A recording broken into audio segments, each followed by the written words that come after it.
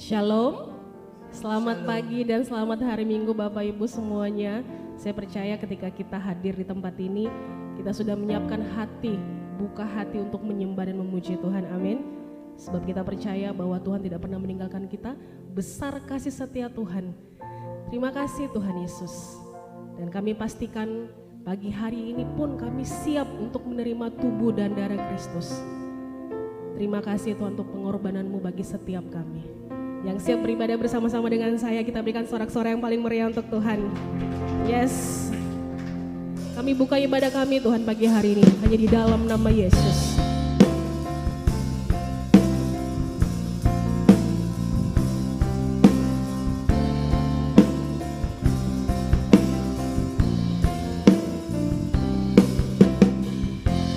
Terima kasih Tuhan.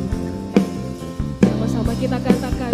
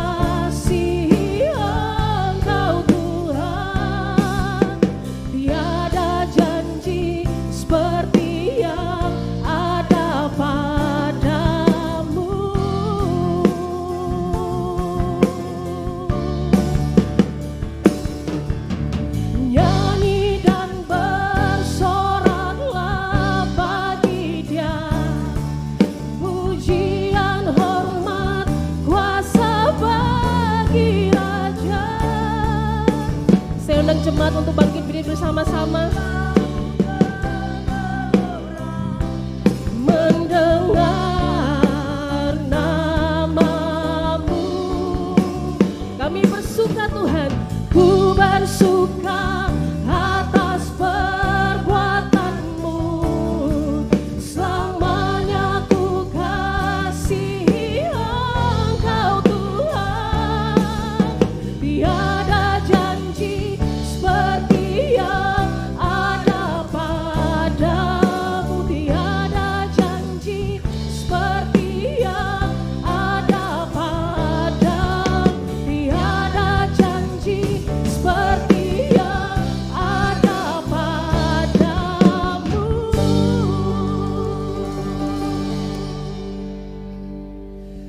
Bapa, kami sungguh bersyukur Tuhan, di pagi yang indah ini kami boleh berada di tempat yang terbaik, yaitu di rumah Tuhan. Kami bersyukur kami ada di tempat ini semata-mata karena kasih kemurahan Tuhan, bukan karena kuat dan gagah kami Tuhan. Kami berterima kasih untuk penyertaan Tuhan sepanjang minggu ini, sehingga kami tidak kurang suatu apapun. Tuhan, firman-Mu berkata, 2-3 orang berkumpul dalam nama-Mu, Engkau hadir di tengah-tengah kami. Saat ini Engkau ada di tengah-tengah kami Tuhan. Oleh karena itu biar Engkau sendiri akan memimpin ibadah ini dari awal, pertengahan hingga akhir dari ibadah ini Tuhan. Setiap daripada kami yang mengambil bagian dalam pelayanan, kami percaya urapan Tuhan turun atas kami semua. Amin. Tuhan, kuduskan hati dan pikiran kami, sehingga apa yang kami berikan ini boleh yang terbaik yang kami berikan untuk Engkau Tuhan, melalui talenta-talenta yang Tuhan berikan. Firman yang akan disampaikan oleh hamba sendiri Tuhan, ada urapan Tuhan, ada pesan Tuhan, ada message Tuhan yang disampaikan. Biar itu boleh tersampaikan pada jemaat Tuhan. Terima kasih Bapa. Kami juga berdoa untuk saudara-saudara kami masih dalam perjalanan. Tuhan, percepat langkah mereka, sehingga mereka boleh tiba sampai di tempat ini tanpa kurang suatu apapun. Kami mohon ampun Tuhan atas segala kesalahan yang kami lakukan sepanjang minggu ini. Apapun yang kami lakukan Tuhan, tindakan kami, perbuatan kami, ketidaktaatan kami akan Engkau Tuhan, kami mohon ampun, sehingga kami boleh layak untuk masuk dalam ibadah-Mu yang kudus pada pagi hari ini. Oleh karena itu kami akan mulai ibadah ini dengan doa yang Tuhan ajarkan kepada kami. Bapa kami yang ada di surga, dikuduskanlah nama-Mu, datanglah kerajaan-Mu, jadilah kehendak-Mu di bumi seperti di surga. Berikanlah kami pada hari ini makanan kami yang secukupnya, dan ampunilah kami akan kesalahan kami, seperti kami juga mengampuni orang yang bersalah kepada kami. Dan janganlah membawa bawa kami ke dalam pencobaan, tetapi lepaskanlah kami daripada yang jahat. Karena Engkaulah yang punya kerajaan dan kuasa dan kemuliaan sampai selama-lamanya. Semua yang percaya, mari sama-sama kita katakan amin. Silakan duduk, saudara.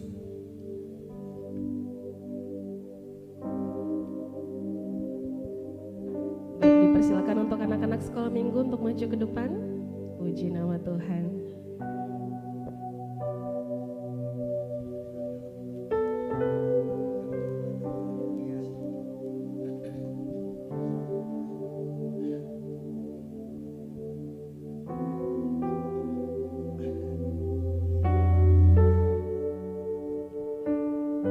Mari Bapak Ibu kita tumpahkan tangan atas anak-anak kita.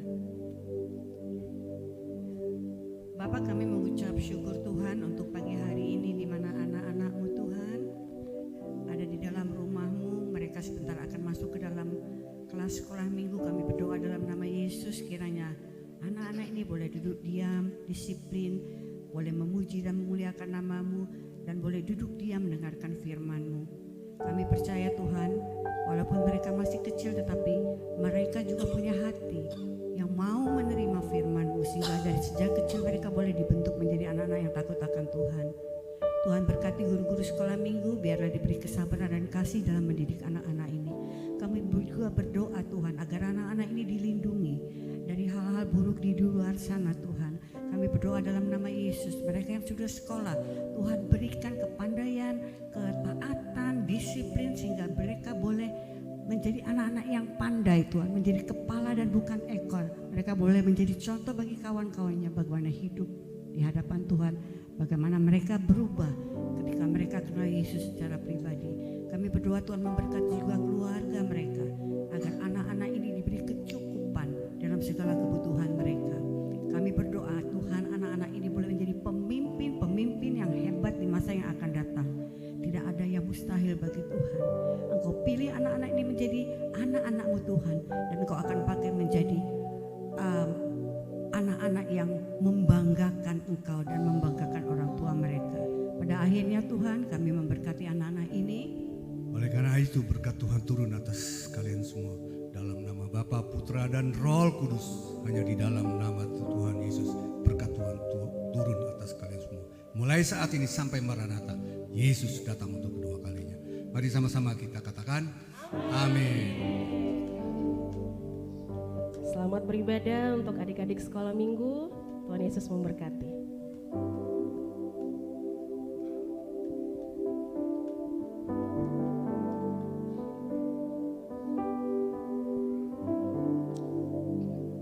Begitupun juga dengan kami Tuhan. Hati dan pikiran kami tertuju padamu. Sebab kami tahu hidup kami adalah penyembahan. Hidup kami karena kemurahan hati Tuhan. Sebab itu Tuhan, kami datang dengan kerendahan hati kami. Terpujilah Engkau Tuhan. Tidak ada satu kata pun yang bisa menggambarkan betapa besar kasih setiamu bagi setiap kami.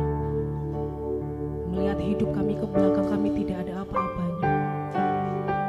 Tapi karena Engkau mencintai dan mengasihi kami, Engkau rela mengorbankan nyawamu bagi setiap kami. Terima kasih Tuhan. Terima kasih Yesus. Kasih Tuhan sungguh mulia, tulus dan sempurna mengasihiku. Pengorbanan di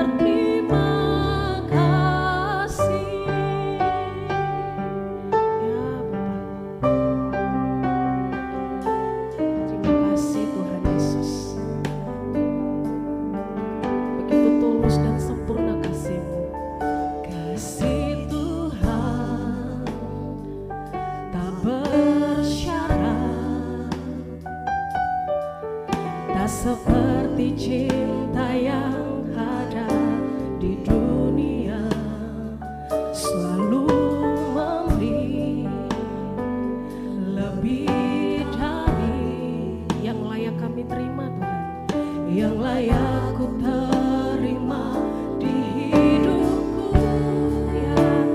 Terpujilah Tuhan Yesus, ditinggikan di atas pujian.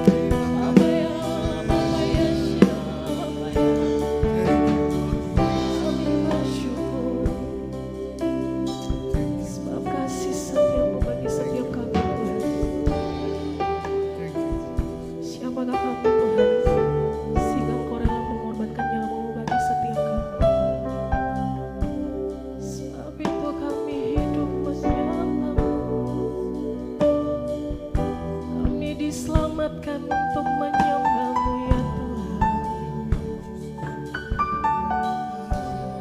Shikarala Bapa Yesus.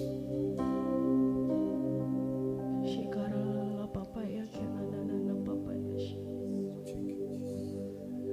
Ku bersyukur Tuhan. Ku bersyukur Bapa ya, buat kasih setiamu di dalam hidupku. Kami bersyukur Tuhan.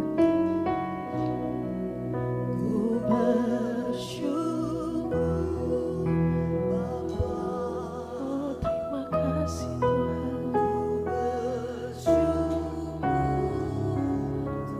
Ya, buat kasih setiamu di dalam hidupku, ku bersyukur. Sekali lagi katakan ku bersyukur. Ku bersyukur. Engkau yang bersyukur, mari kita angkat kedua tangan kita.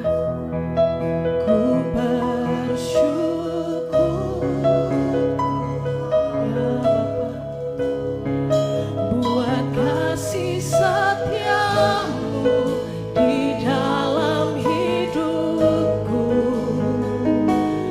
Ku bersyukur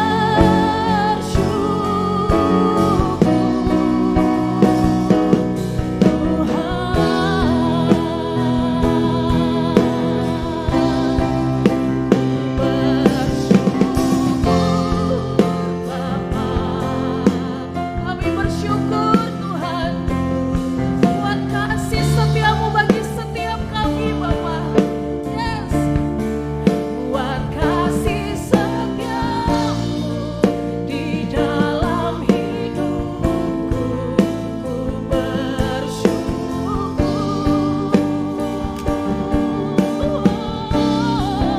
Ku bersyukur Bapa.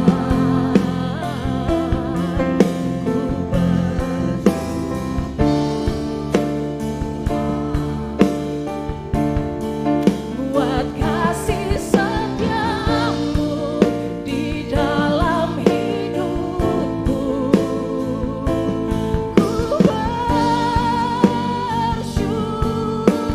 Ku bersyukur. Ku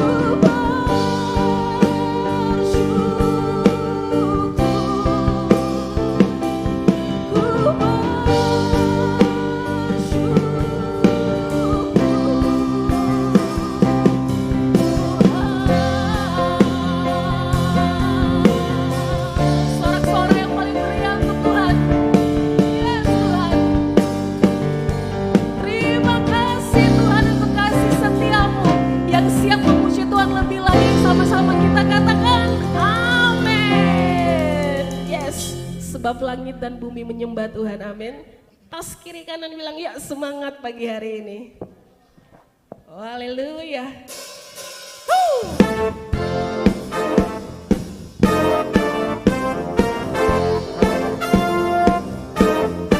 Langit dan bumi menyembah Tuhan.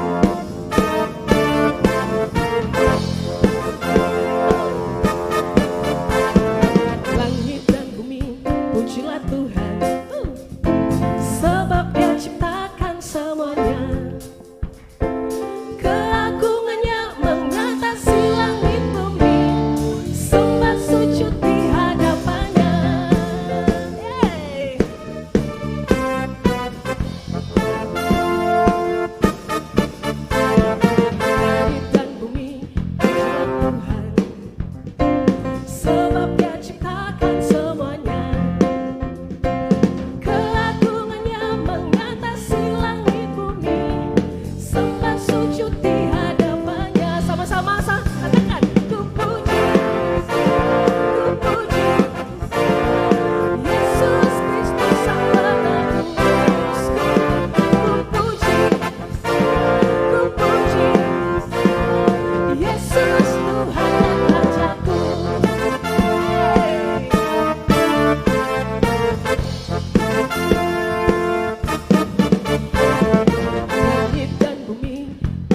Tuhan, sebab Dia ciptakan semuanya.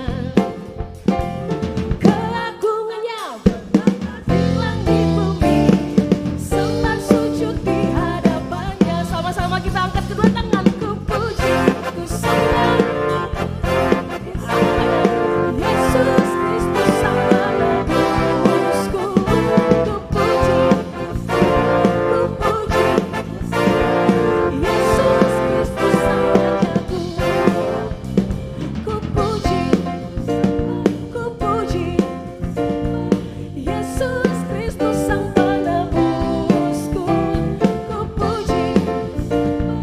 puji Yesus Tuhan dan Rajaku. Sama-sama angkat tangan, haleluya, haleluya,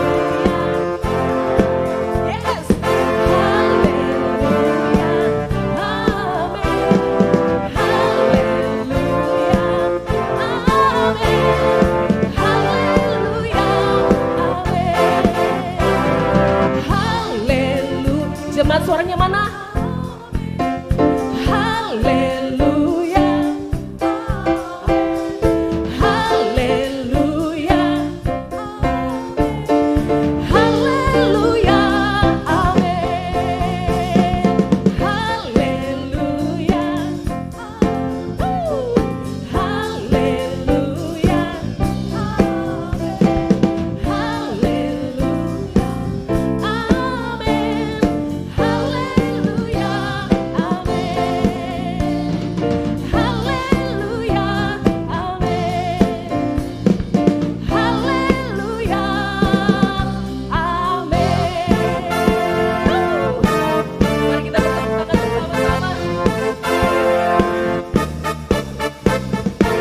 haleluya, sebab langit dan bumi adalah punya Tuhan, amin. Saya percaya bahwa sukacita surga ada di tempat ini. Saya mau lihat senyum yang terbaik pagi hari ini. Wah, luar biasa. Kita sorak-sorai yang paling meriah untuk Tuhan, amin. Kami percaya Tuhan bahwa tempat ini dipenuhi dengan sukacitamu, sebab Engkau hadir. Yes, mari bertepuk tangan sama-sama.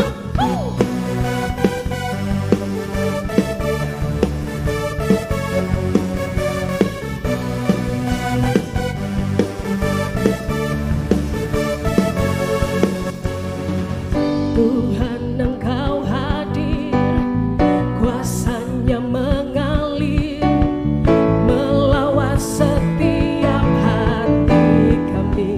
Ya,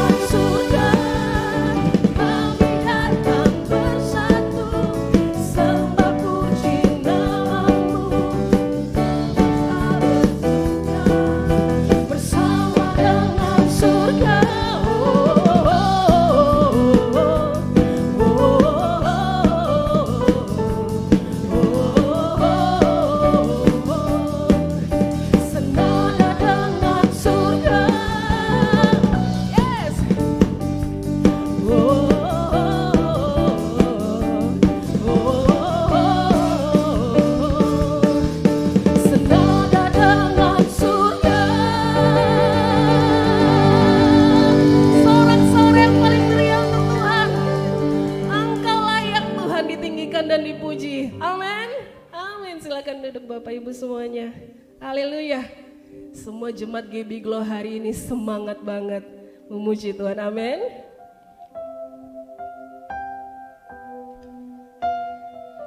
Baik Bapak Ibu, mari kita siapkan hati untuk menerima kebenaran firman Tuhan bagi hari ini. Betapa besar Tuhan dalam hidup kami. Semua yang sudah kita lewati, bahkan kita kira kita tidak mampu, tetapi karena Tuhan kita ada sampai hari ini. Semua karena perkenanan Tuhan. Amin. Terima kasih Tuhan. Kami naikkan syukur kami.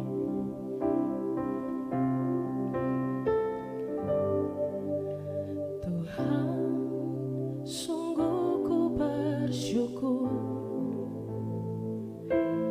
Kau menyertai hidupku selama ini. Bapa, ku berterima kasih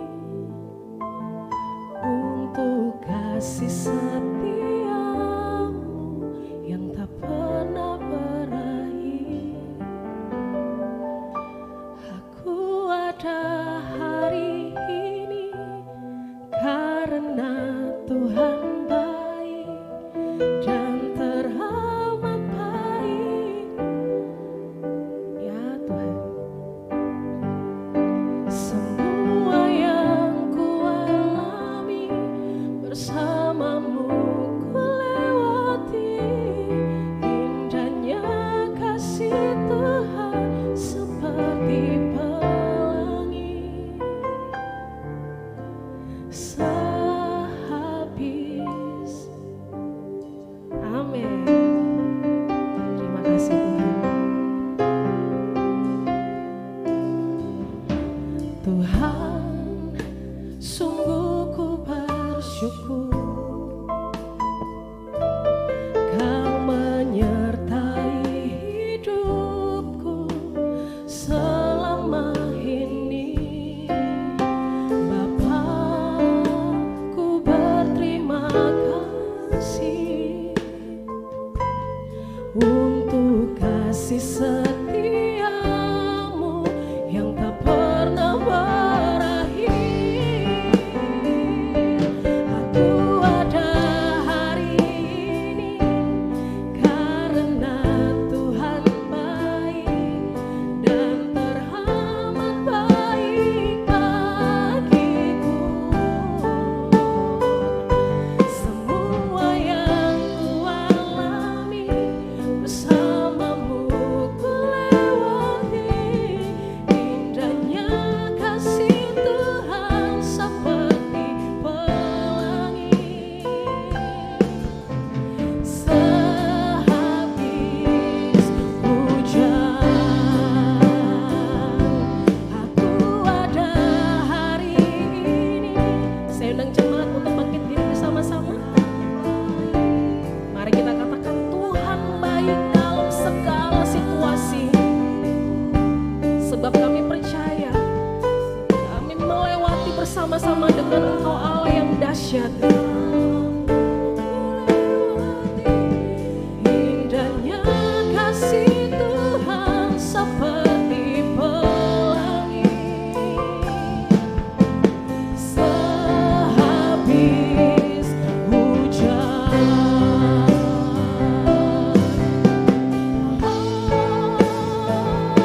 Aku ada hari ini karena Tuhan baik dan teramat baik bagiku.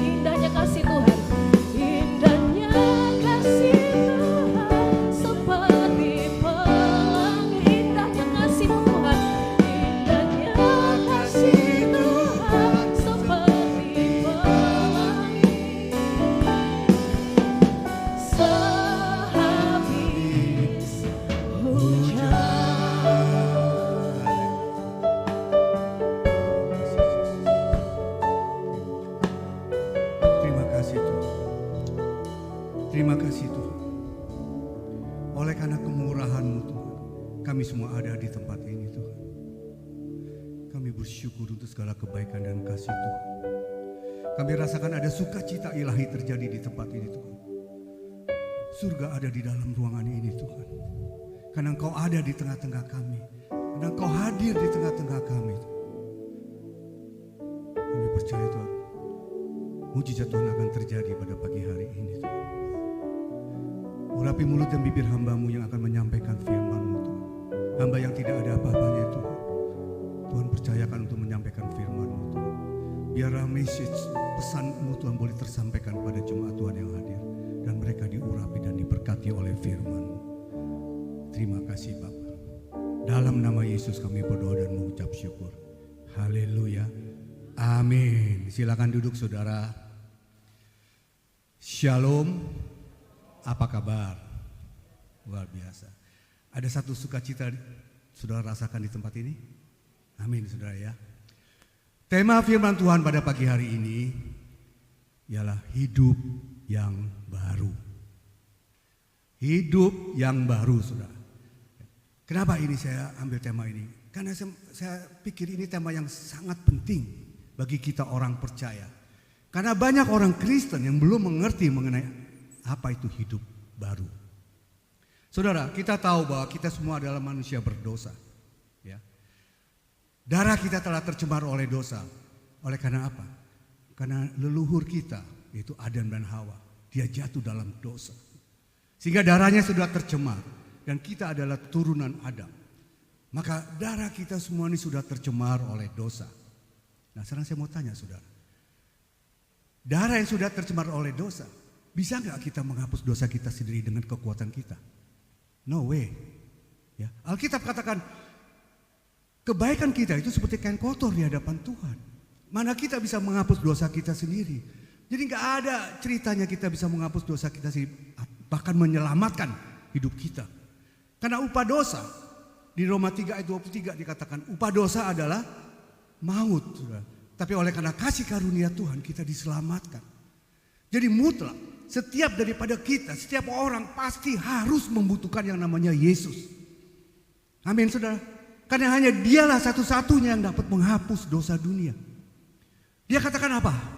Akulah jalan dan kebenaran dan hidup. Tidak ada satu orang pun akan sampai kepada Bapa kalau tidak melalui Yesus. Tidak ada satu orang pun, berarti tidak ada jalan lain. Hanya melalui siapa saudara? Yesus. Dialah satu-satunya yang dapat menghapus dosa dunia. Dia datang ke dunia sebagai firman yang hidup. Dia datang tanpa dosa, tapi dia harus menanggung dosa kita. Yang seharusnya kita yang harus digantung di atas kayu salib karena dosa-dosa kita. Tapi dia mau datang. Dia menggantikan kita. Dia digantung di atas kayu salib dan darahnya tercurah. Nah darahnya ini saudara. Ya. Tadi saya katakan bahwa darah kita sudah tercemar karena dosa. Nah darah yang tercemar oleh dosa hanya bisa dihapus oleh darah yang tidak tercemar. Darah yang kudus. Gak ada manusia darah yang tidak tercemar kecuali Yesus. Darah yang kudus yaitu darah anak domba Allah.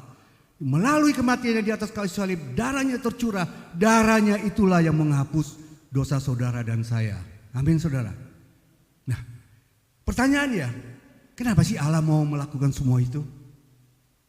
Kenapa saudara? Karena saudara dan saya. Karena kita ini adalah kekasih-kekasih Allah. Tuhan tidak mau kehilangan orang-orang yang dikasihinya. Maka dia mau melakukan semua itu. Mengerti ya saudara ya? Karena kasihnya yang begitu besar. Dia mengaruniakan anaknya yang tunggal. Sehingga setiap orang yang percaya tidak binasa. Melainkan apa? Peroleh hidup yang kekal. Yohanes 14 ayat 6 itu saudara ya. Nah, saudara, Yesus datang ke dunia, dia mau menanggung dosa saudara dan saya. Ya. Dikatakan setiap orang yang percaya kepada dia tidak binasa, melainkan peroleh hidup yang kekal.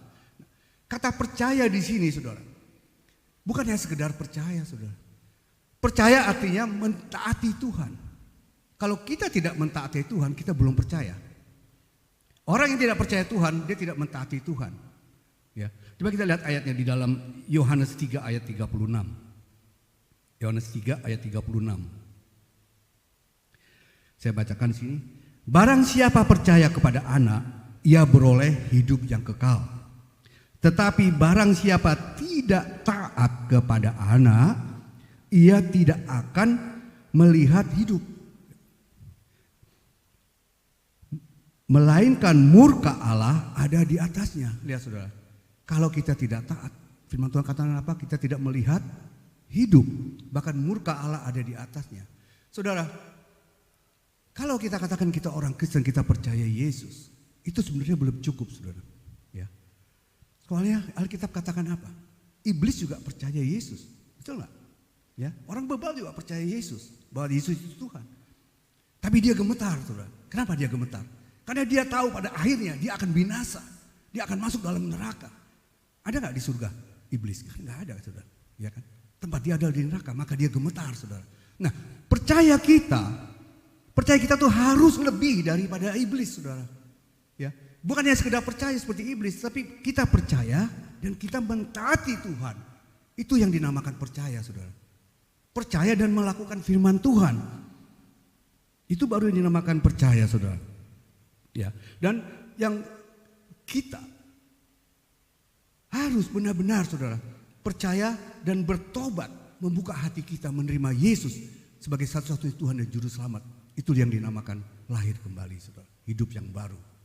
Ya, karena kalau kita tidak bertobat, saudara, ya, percaya kita atau pertobatan kita itu sia-sia, saudara. Kalau orang yang sudah bertobat, artinya dia mau meninggalkan segala dosa.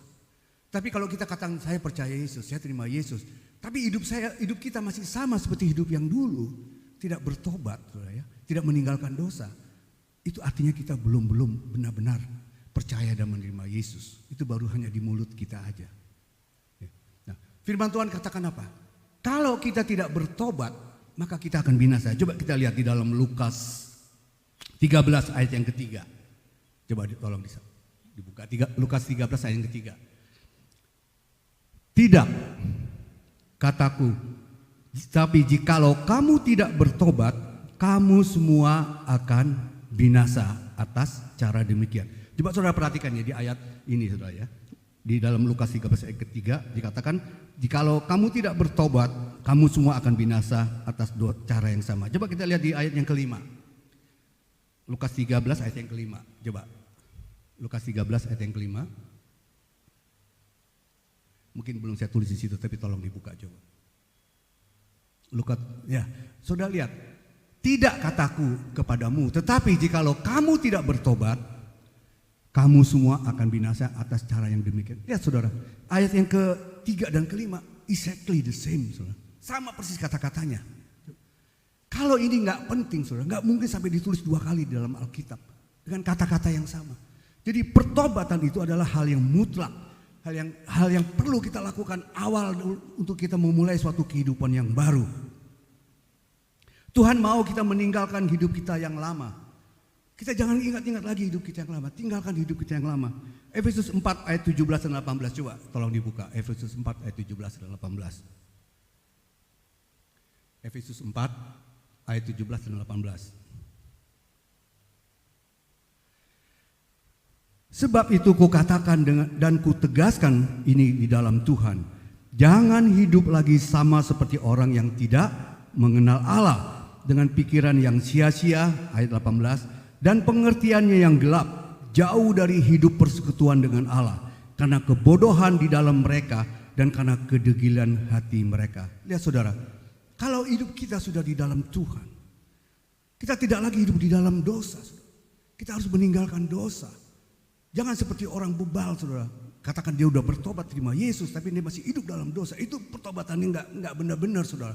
Belum sungguh-sungguh bertobat, saudara. Ya. Orang yang masih hidup di luar Tuhan, itu orang yang hidupnya di dalam gelap, bukan di dalam terang. Hidup di dalam kebodohan, dianggap itu suatu keuntungan. Seperti yang Paulus katakan, saudara. Dulu sebelum Paulus mengenal Yesus, ya, dianggap bahwa apa yang dia lakukan itu adalah suatu keuntungan. Tetapi setelah dia mengenal Yesus, dia katakan apa? Semua itu seperti sampah, saudara. Tahu saudara sampah? Sampah adalah barang yang tidak digunakan, tidak diperlukan. Ya, Paulus itu datang dari keluarga bangsawan. Dia sekolah di sekolah yang prestis. Dia diajar oleh seorang pengajar yang terkenal saat itu, Gamaliel, saudara. Dia murid kesayangannya. Dia penganiaya Kristus. Dia begitu fanatik. Dia cari pengikut Yesus, dia aniaya. Bahkan dia ada andil atas kematian Stefanus. Tapi ketika dia bertemu dengan Yesus, semuanya dirubahkan, saudara. Dia memulai suatu hidup yang baru. Dia katakan, dulu aku anggap keberuntungan sebelum dia berterima Yesus. Tetapi setelah dia menerima Yesus, dia mengenal Yesus, dia anggap semua itu yang dia lakukan adalah sampah.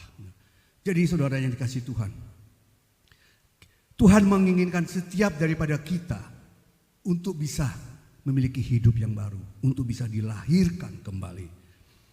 Yaitu melalui apa saudara? Melalui sebuah transformasi rohani kita yang terjadi ketika seorang itu bertobat. Dia menerima Yesus sebagai satu-satunya Tuhan dan Juru Selamat. Saudara, hal ini merupakan yang penting saudara.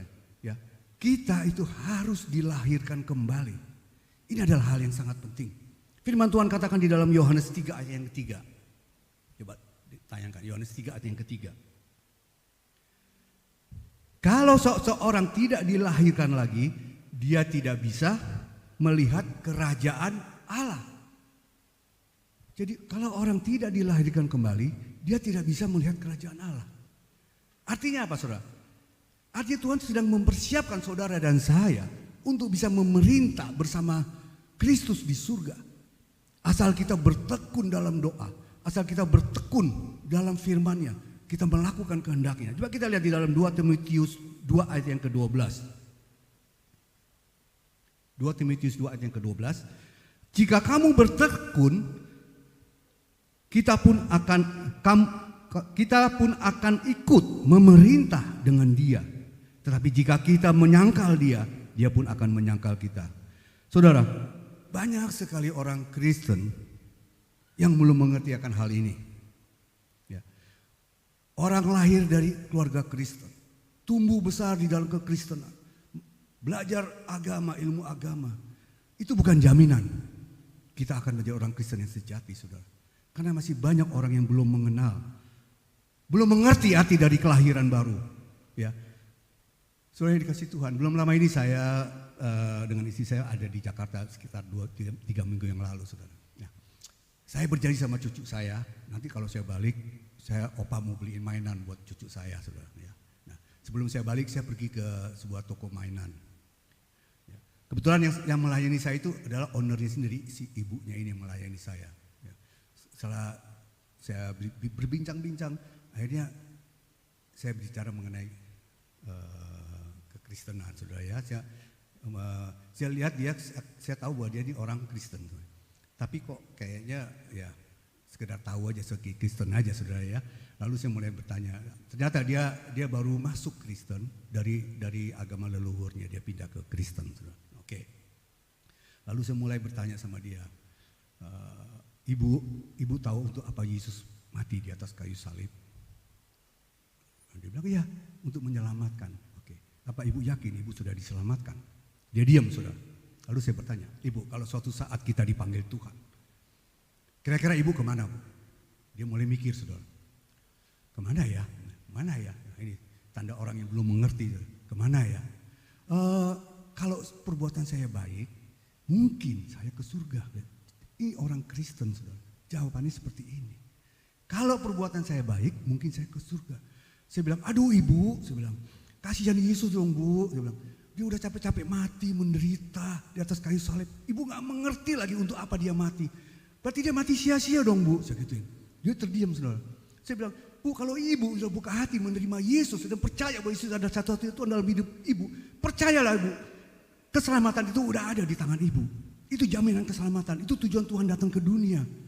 Lalu saya mulai menantang dia, ibu mau menerima Yesus sebagai Tuhan dan Juru Selamat?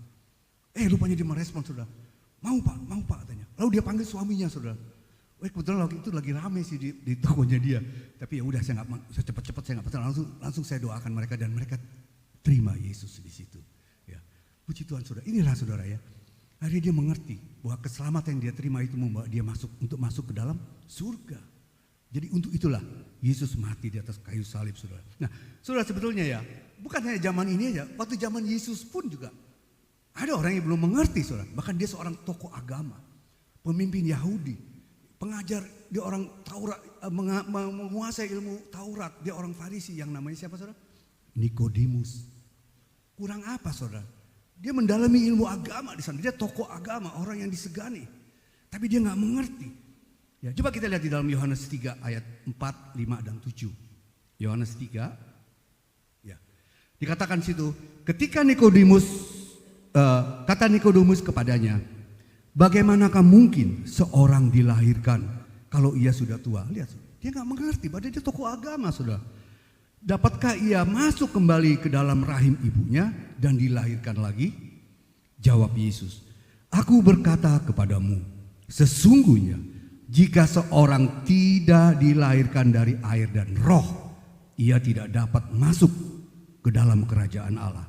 Ayat 7, janganlah engkau heran, karena aku berkata kepadamu, kamu harus dilahirkan kembali, saudara. Jadi ini adalah hal yang penting dan mutlak, saudara. Yesus sendiri telah memberi contoh, saudara. Ya, ketika banyak dibaptis, Yesus ada di situ dan dia juga minta dibaptis. Lalu dia berdoa. Ketika dia dibaptis, Roh Kudus turun, langit terbuka, Roh Allah turun, Roh Allah sendiri yang membaptis dia. Coba kita lihat di dalam Lukas 3 ayat yang ke-21 dan ke-22. Lukas 3.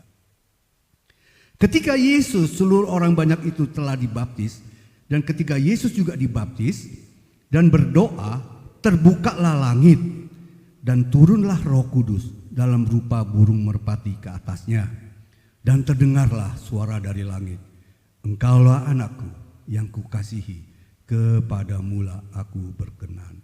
Saudara, Yesus memberi contoh, ya, bahwa setiap orang harus dilahirkan kembali, dan Yesus sudah memberi contoh kepada kita. Nah, sekarang saudara, di sini saya mencatat, saudara, bagaimana kita bisa mengalami hidup yang baru. Ya, bagaimana kita bisa mengalami hidup yang baru? Di sini saya mencatat, yang pertama, kita harus percaya dan mengakui Yesus itu adalah Tuhan. Seorang dikatakan mengalami kelahiran baru pada saat ketika dia percaya dengan mulutnya dan mengaku dalam hatinya bahwa Yesus itu adalah Tuhan, maka pada saat itulah orang itu diselamatkan. Ya, karena firman Tuhan katakan di dalam Roma 10 ayat yang ke-9 dan 10 dikatakan, sebab jika engkau mengaku dengan mulutmu dan percaya dalam hatimu bahwa Allah telah membangkitkan dia dari antara orang mati, maka engkau akan diselamatkan. Ayat 10, dengan hati orang percaya dan dibenarkan, dan dengan mulut orang mengaku dan diselamatkan. Jadi pengakuan itu harus kita ucapkan, kita declare, ya. Kita katakan, Tuhan, aku percaya, dengan mulut aku mengaku, dengan hatiku aku percaya, dan dengan mulutku aku mengaku bahwa Engkau Yesus Tuhan. Maka pada saat itulah, saudara, kita mengalami suatu namanya hidup yang baru. Karena pada saat itulah Tuhan memberikan kepada kita roh yang baru dan hati yang baru. Kita lihat di dalam Yehezkiel 36 ayat yang ke-26. Yehezkiel 36 ayat 26.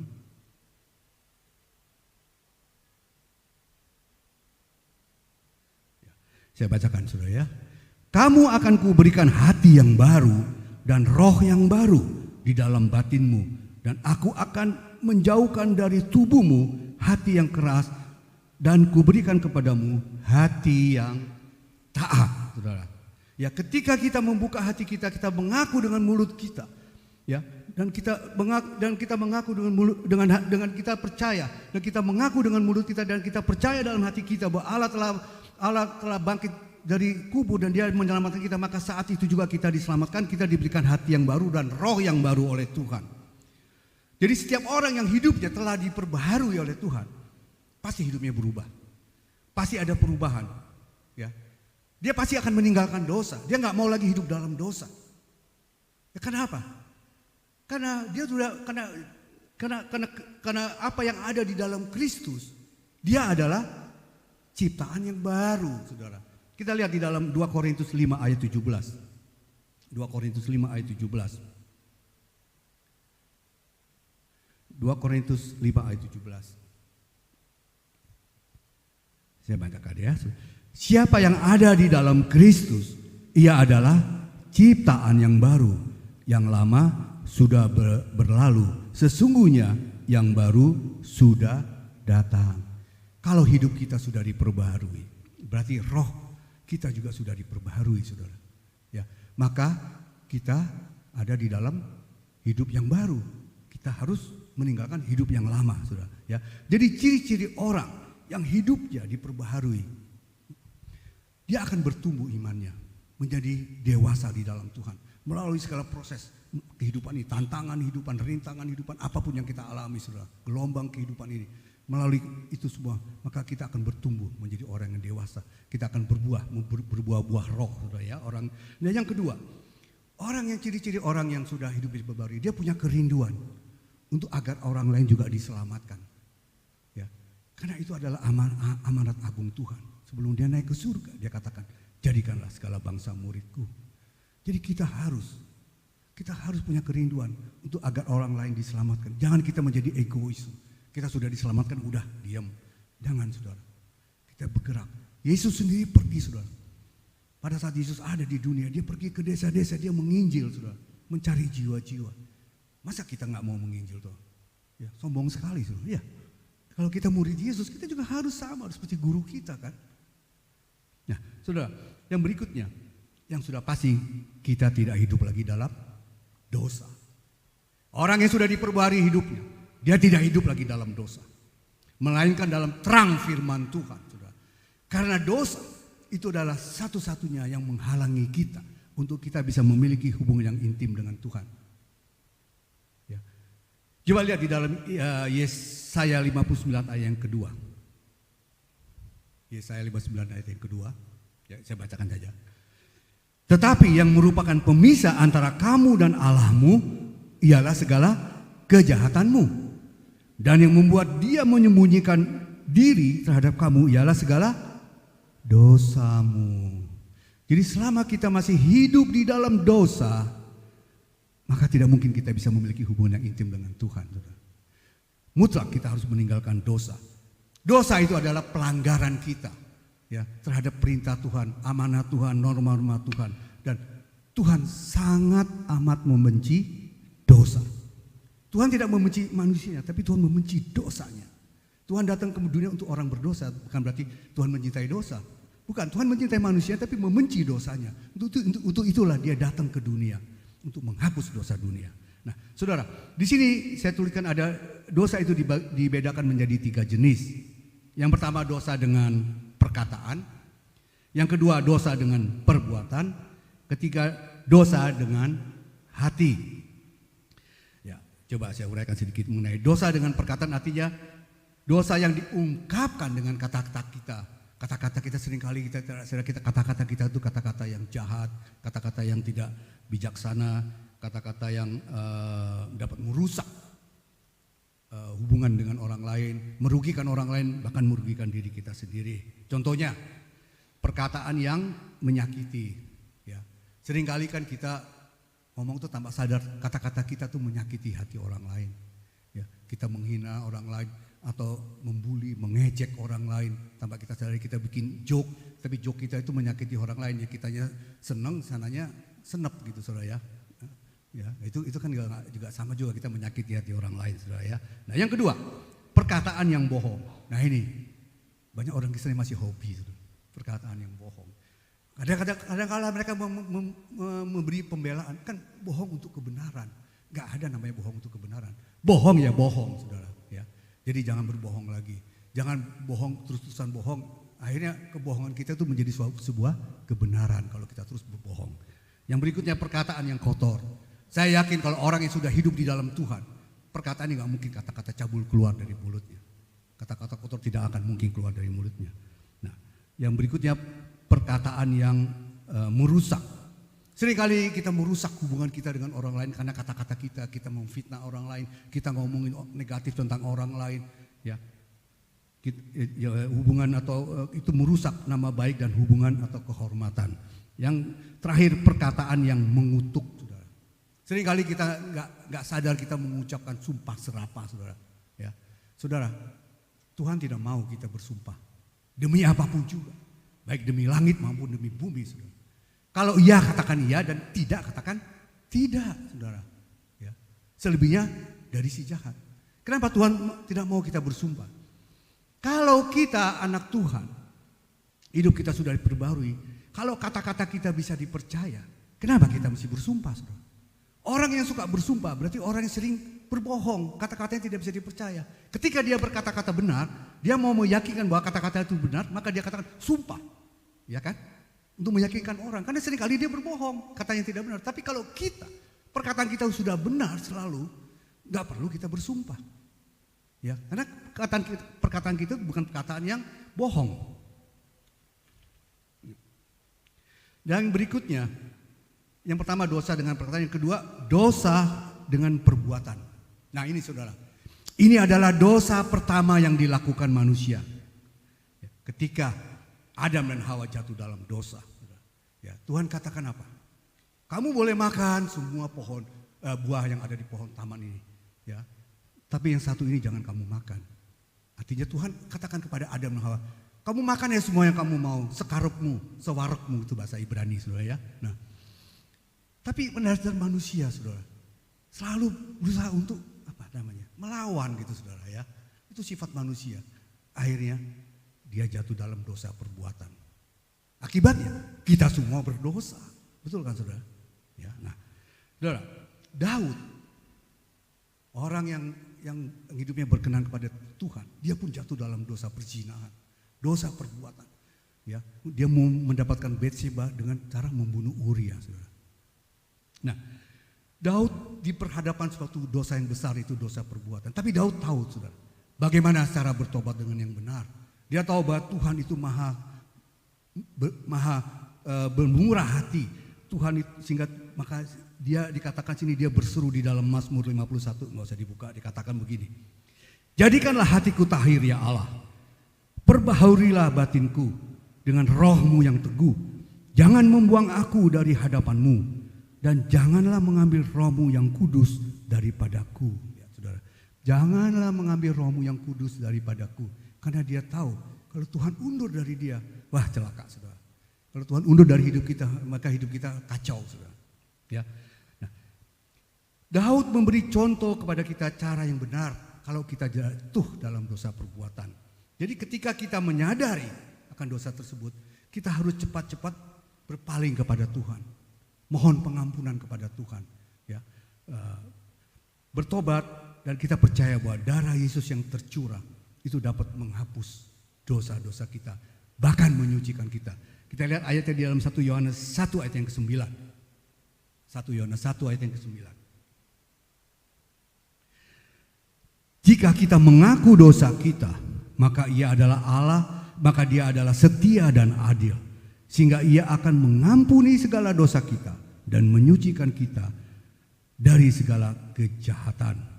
Kalau kita mau mengakui dosa kita, kita merendahkan hati kita di hadapan Tuhan, Dia adalah Allah yang setia dan adil. Dia akan mengampuni dosa kita, bahkan menyucikan kita. Yang ketiga adalah dosa dengan hati. Tuhan pernah berkata di dalam kitab Matius, Yesus berkata, apa yang keluar dari mulutmu itu berasal dari hatimu. Kita lihat ayatnya di dalam Matius 15 ayat 18 dan 19. Matius 15 ayat 18 dan 19. Saya bacakan sini ya. Tetapi apa yang keluar dari mulut berasal dari hati, dan itulah yang menajiskan orang.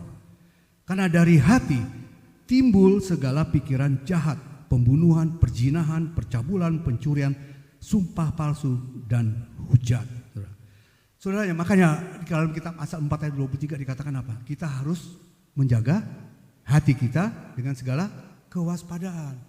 Karena segala sesuatu, kehidupan itu pusatnya semua dari hati kita, bukan dari pikiran kita. Nah, jadi itu yang pertama, bagaimana kita bisa mengalami yang namanya kelahiran baru atau hidup baru. Kita harus percaya dan mengakui bahwa Yesus itu Tuhan. Yang kedua, saudara, kita harus bisa memiliki pertobatan yang sejati. Artinya pertobatan yang sungguh-sungguh, saudara. Banyak daripada kita, saudara, kita menyesali dosa-dosa kita, perbuatan kita. Ya, kita berusaha untuk bertobat. Tapi seringkali kita juga jatuh dalam dosa yang sama. Dan kita berulang-ulang kali kita bertobat, tapi terus kita jatuh dalam dosa yang sama. Akhirnya Kita merasa jenuh untuk penyesalan kita, saudara. Untuk apa kita bertobat? Toh kita akan jatuh dalam dosa yang sama. Ya, banyak orang seperti ini, saudara. Nah, saudara, orang yang seperti ini adalah orang yang belum benar-benar mengerti pertobatan. Dia tidak melakukan pertobatan dengan benar. Dia tidak melakukan pertobatan yang namanya pertobatan sejati, saudara. Ya. Pertobatan sejati ialah suatu perubahan. Jadi kita harus, kalau kita mau bertobat, saudara, bertobatlah dengan sungguh-sungguh. Pertobatan sejati, yaitu pertobatan di mana perubahan pola pikir kedagingan kita, pola pikir kedagingan kita. Ya. Jadi pola pikir kita ini kita rubah. Jadi kita bisa mengerti apa yang menjadi kehendak Allah yang baik, yang berkenan dan yang sempurna. Dan kita membuka hati dan kita membuka hati, mengakui segala dosa-dosa kita membuka hati dan menerima Yesus sebagai Tuhan dan Juru Selamat. Dan kita hidup di dalam terangnya, saudara. Saudara, jadi kalau kita mau bertobat, jadikanlah pertobatan itu yang benar-benar komitmen, yang sungguh-sungguh bertobat, pertobatan sejati. Jangan hanya sekedar bertobat, saudara. Ini ada sebuah cerita, saudara, ya. Ada seorang pengusaha Kristen. Pengusaha ini sudah lama, dari kecil dia Kristen. Ya. Tapi dia berhasil dalam usahanya. Tapi uang hasil dari usaha itu dia nggak pernah berpikir untuk pekerjaan Tuhan. Selalu dia pakai untuk memperkaya diri dia. Ya. Terus dia pakai untuk memuaskan kedagingannya. Saudara. Sehingga suatu ketika, waktu dia ke gereja, ada hamba Tuhan berbicara di dalam mimbar. Di atas mimbar dia katakan, orang yang cinta uang adalah orang yang tidak pernah puas dengan penghasilan.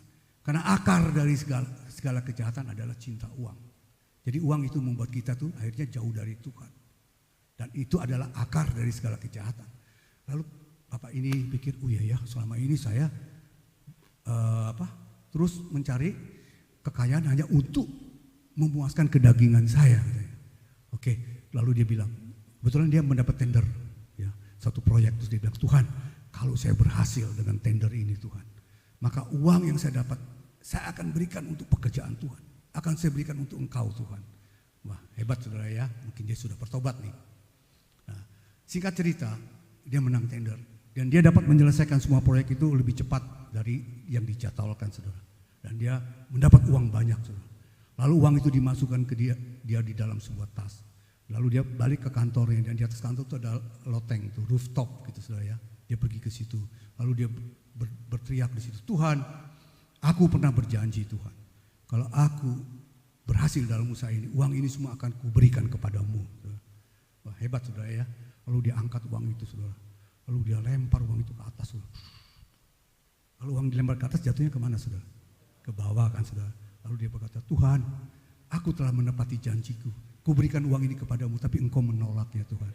Maka uang ini menjadi milikku. Nah, ini namanya, saudara, pertobatan yang nggak benar, saudara, ya. Nggak belum mengerti arti pertobatan yang sesungguhnya, saudara. Ya, kita semua nggak ada seperti itu di sini. Saya yakin jemaat GBI Glow Bali ini pertobatnya sungguh-sungguh. Amin, saudara. Pertobatan yang sejati. Amin. Amin. Oke. Nah, saudara, kalau firman Tuhan katakan apa, saudara? Kalau kita sudah dilahirkan dari Allah, maka benih ilahi itu ada di dalam diri kita. Jadi kalau hidup kita sudah dibaharui, berarti benih ilahi itu ada dalam hidup kita. Dan kita tidak berbuat dosa lagi. Coba kita lihat ayatnya di dalam 1 Yohanes 3 ayat yang ke-9. 1 Yohanes 3 ayat yang ke-9. 1 Yohanes 3 ayat yang ke-9. Saya bacakan sini, ya. Setiap orang yang lahir dari Allah tidak berbuat dosa lagi, sebab benih ilahi tetap ada di dalam dia, dan ia tidak dapat berbuat dosa karena ia lahir dari Allah. Saudara, kata tidak dapat berbuat dosa lagi di selama ini artinya kita tidak hidup lagi dalam dosa, ya, tidak hidup lagi dalam dosa, ya. Karena apa? Karena benih ilahi sudah ada di dalam diri kita. Tetapi ketika kita jatuh dalam dosa, beda, saudara, ya. Hidup dalam dosa dan jatuh dalam dosa itu berbeda. Maka kita memiliki keinginan untuk mengakui segala perbuatan kita kepada Tuhan dan bertobat untuk tidak terus-menerus hidup dalam dosa. Kenapa? Ketika kita sudah hidup, kita sudah diperbaharui, maka tabiat dosa itu udah kita tinggalkan. Yang ada adalah tabiat kebenaran. Makanya ketika hidup kita sudah diperbarui, ketika kita jatuh dalam dosa, ya, perhatikan saudara, pasti ada perasaan nggak enak gitu saudara. Ada perasaan sedih gitu. Ya kok kayaknya saya kok udah, menyakiti hati Tuhan. Itu ada perasaan seperti itu saudara. Kalau orang hidup sudah diperbarui, karena roh ilahi itu ada di dalam diri kita. Maka kita akan merasakan, Tuhan, aku salah Tuhan, aku telah berdosa Tuhan. Kayaknya ada perasaan nggak nyaman, nggak enak gitu. Kita cepat-cepat untuk mencari wajah Tuhan. Kita cepat-cepat untuk mengakui kesalahan kita. Kita cepat mohon pengampunan kepada Tuhan. Ya, dan kita katakan Tuhan tidak mau berbuat dosa lagi, saudara. Ya, kita mau cepat-cepat meninggalkan dosa itu. Coba saudara ya, kita belajar dari kehidupan Daud dan Saul, saudara. Mereka dua-duanya adalah orang yang diurapi Tuhan. Ya, mereka berdua sama-sama pernah melakukan dosa yang sangat jahat di mata Tuhan. Ya, namun ada perbedaan respon di antara mereka, saudara. Saul, dia tidak taat pada perintah Tuhan. Tuhan katakan apa? Saul, kamu basmi semua bangsa Amalek tanpa terkecuali. Tapi kenyataannya apa? Dia meninggalkan beberapa ternak yang sehat, saudara, yang gemuk-gemuk gitu, saudara. Ya, ketika dia ditegur oleh Nabi Samuel, saudara, apa kata dia, saudara? Dia katakan apa ketika dia tegur? Saul tidak bertobat. Justru dia berusaha untuk menutupi, untuk membenarkan tindakannya. Lihat saudara, respon Saul, dia tidak bertobat, tapi dia berusaha untuk menutupi tindakan yang tidak benar, saudara. Ya, jadi inilah perbedaan antara orang bebal dan orang benar. Kalau orang bebal, saudara ya, kalau dia bersalah, dia ditegur. Dia nggak pernah mau mengakui kesalahannya, saudara. Itu orang bebal. Justru dia mau berusaha untuk membenarkan kesalahannya. Itu orang bebal. Tapi kalau orang benar, ketika dia berbuat salah, ditegur, dia mengakui kesalahannya dan dia berusaha untuk memperbaiki kesalahannya. Saudara, ada seorang ibu, saudara. Ibu ini sangat sayang kepada anaknya. Jadi menurut saya kesayangan itu udah luar biasa. Salah, saudara. Dia selalu membenarkan tindakan anaknya, saudara. Ya, suatu ketika dia dipanggil oleh guru sekolah anaknya ke sekolah dan dia datang. Lalu guru ini bilang, ibu tahu kenapa ibu saya panggil ke sini? Enggak Pak, saya enggak tahu. Ibu saya panggil ke sini karena anak ibu sering kali datang terlambat ke sekolah. Makanya itu ibu saya panggil kemari. Saya mau menanyakan, kenapa Bu? Nah, seharusnya kan ibu ini menjelaskan, saudara ya, atau dia minta maaf, atau dia akan berusaha untuk berbaik. Tapi ibu ini tidak. Dia malah mau membenarkan perbuatan anak. Lalu dia katakan, Pak, saya datang ke sini, saya dipanggil karena anak saya datang sekolah seringkali terlambat, dia bilang. Tetapi Pak, anak saya juga seringkali pulang sekolah terlambat. Saya nggak pernah panggil Bapak, katanya. Nah, saudara lihat, selalu membenarkan, saudara. Jadi benar terus kan, nggak salah kan, saudara? Ya kan? Kalau pulang terlambat, saya nggak pernah panggil Bapak, saya diam aja. Kenapa kalau anak saya datang terlambat dipanggil, kan? Istilahnya begitu. Nah, ini orang bebal seperti ini, saudara. Ya. Nah, ketika Daud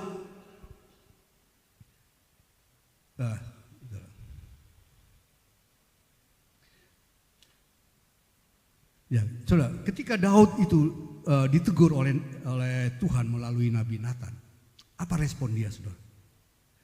Apa respon Daud? Dia tidak berusaha untuk membenarkan tindakannya. Dia menyadari dan mengakui kesalahannya. Dengan kerendahan hati dia datang kepada Tuhan dengan berpuasa dan berdoa, saudara. Inilah perbedaannya, saudara. Saul ketika dia ditegur, dia tidak mengakui kesalahannya, tidak bertobat, malah dia berusaha untuk membenarkan perbuatannya. Ya.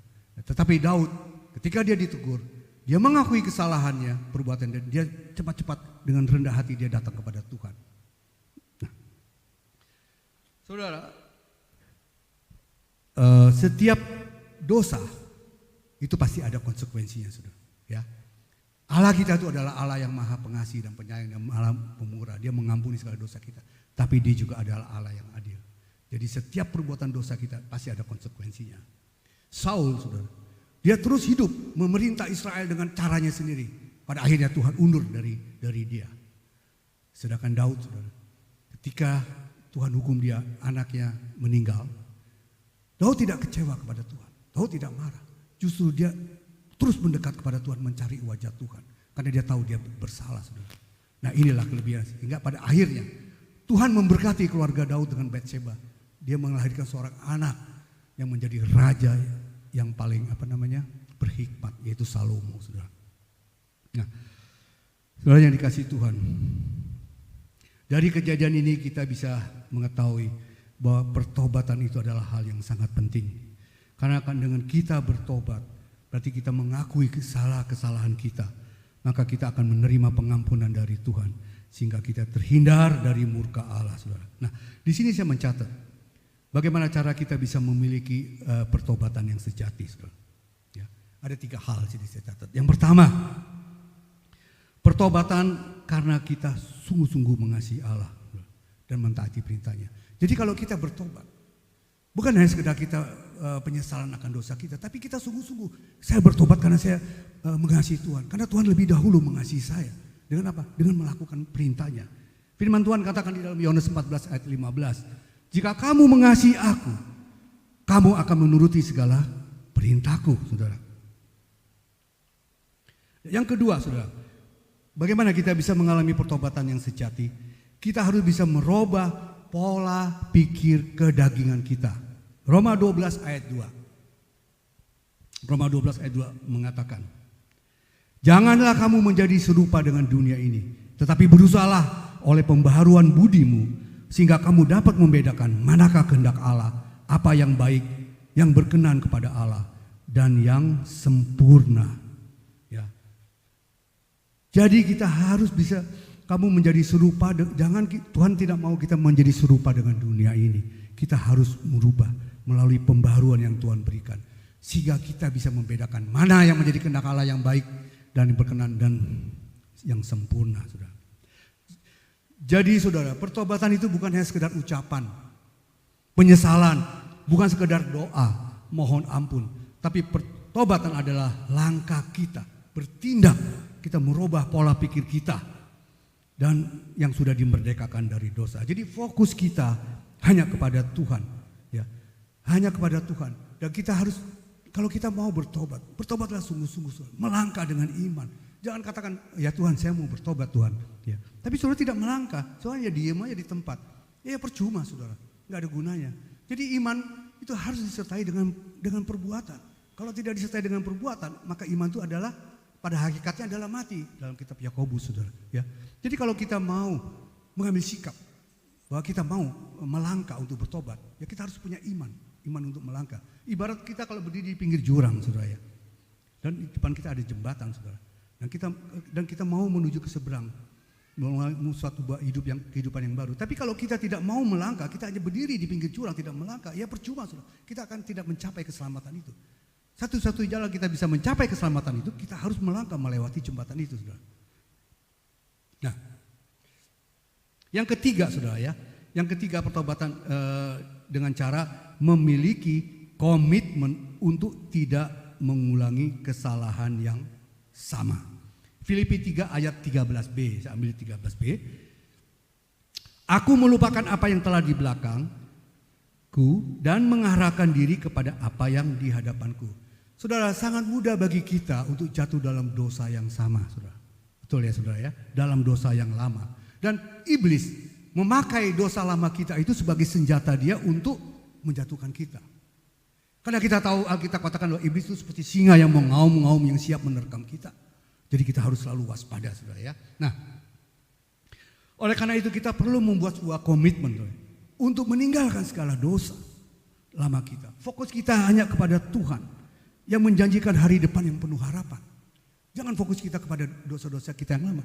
Jangan mengingat-ingat lagi dosa kita yang lama, saudara. Karena itu akan dipakai iblis untuk mengintimidasi kita. Firman Tuhan katakan apa? Yang lama sudah berlalu, yang baru sudah tiba. Jadi kalau kita sudah hidup dalam Tuhan, hidup baru dalam Tuhan, maka yang lama itu sudah berlalu, jangan diingat-ingat lagi. Karena itu yang akan membuat kita ya, untuk jadi bimbang. Dan itu akan dipakai iblis untuk mendakwah kita. Ya. Jadi jangan diingat-ingat lagi, karena Tuhan sudah ampuni segala dosa kita. Amin, saudara. Nah, yang paling penting, saudara ya, yang paling penting, yang paling utama, jaga hubungan kita dengan Tuhan. Miliki hubungan yang intim dengan Tuhan. Jangan kasih celah iblis untuk masuk dalam kehidupan kita. Selama kita memiliki hubungan yang intim dengan Tuhan, Iblis tidak ada kesempatan untuk masuk dalam hidup kita. Saudara harus katakan no way for iblis, ya. Nggak ada tempat buat iblis dalam hidup saudara. Fokus saudara kita harus hanya kepada Tuhan. Amin saudara. Saya minta pemusik untuk maju ke depan. Saudara, Tuhan menginginkan setiap daripada kita boleh mengalami suatu hidup yang baru.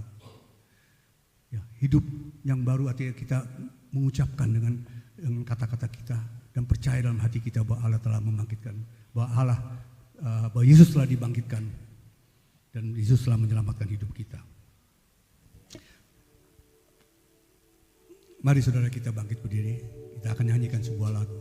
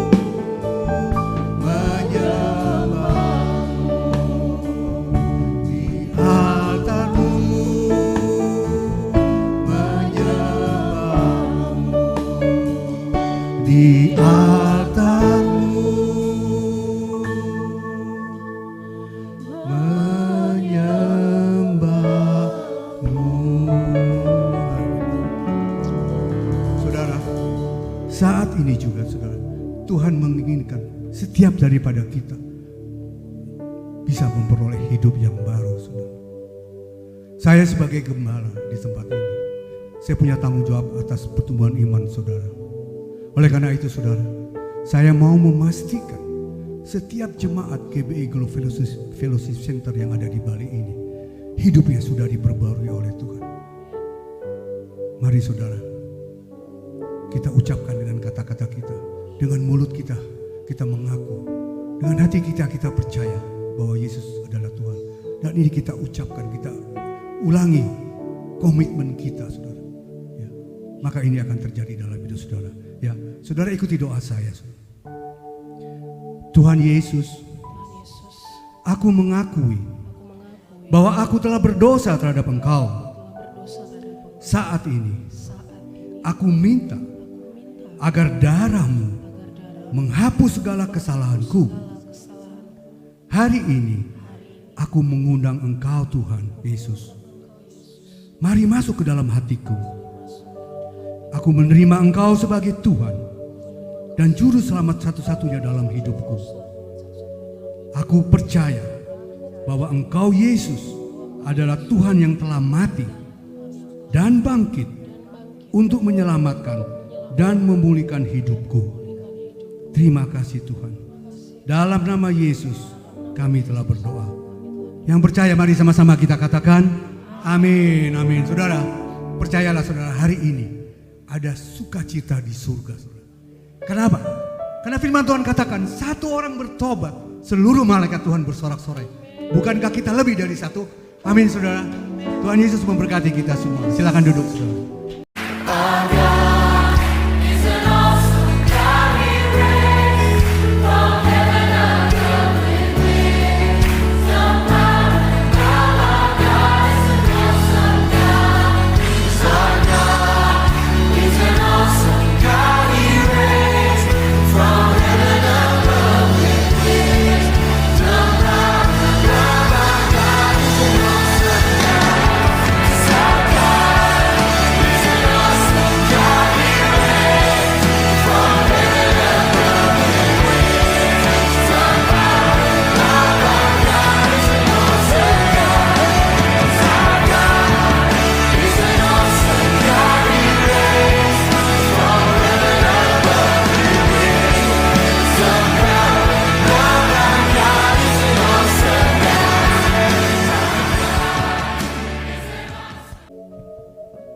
Mari saudara kita bangkit berdiri, kita akan mengakhiri ibadah kita.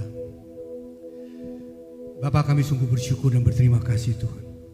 Oleh karena kasih-Mu, oleh karena Engkau ada di tengah-tengah kami Tuhan, maka ibadah boleh berjalan dengan tertib dan penuh sukacita. Dan yang lebih utama Tuhan, kami bersyukur dan berterima kasih untuk keselamatan yang Tuhan berikan kepada kami melalui hidup yang baru Tuhan. Sehingga kami percaya Tuhan, sehingga kami tahu Tuhan, bahwa pada saat nanti kami dipanggil Tuhan, kami akan ada bersama-sama Engkau di surga Tuhan. Karena itu adalah jaminan yang Kau berikan bagi kami melalui darah-Mu yang kudus. Terima kasih Bapa, terima kasih Tuhan. Kami juga berdoa Tuhan untuk jemaat Tuhan yang hadir pada pagi hari ini. Kami percaya lawatan Tuhan menyertai mereka. Pribadi lepas pribadi dilawat Tuhan. Biar Roh Allah sendiri yang bekerja di dalam hati mereka, sehingga mereka semakin hari semakin rindu akan Engkau Tuhan, selalu mencari wajah-Mu Tuhan.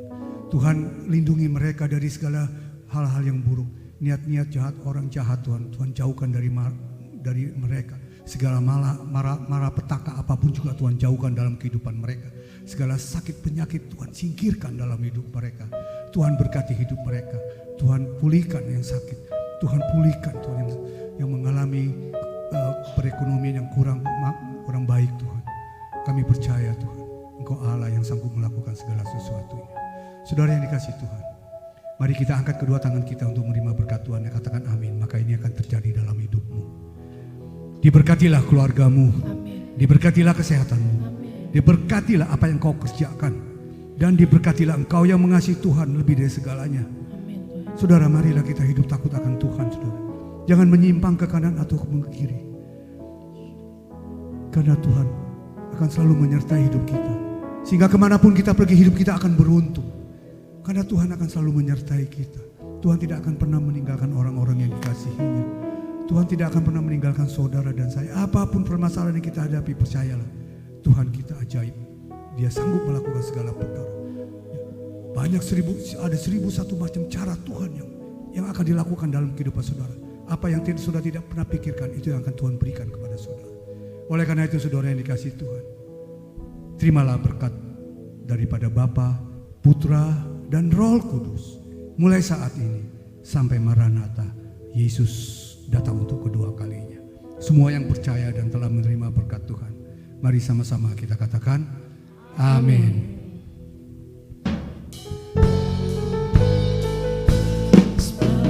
Tuhan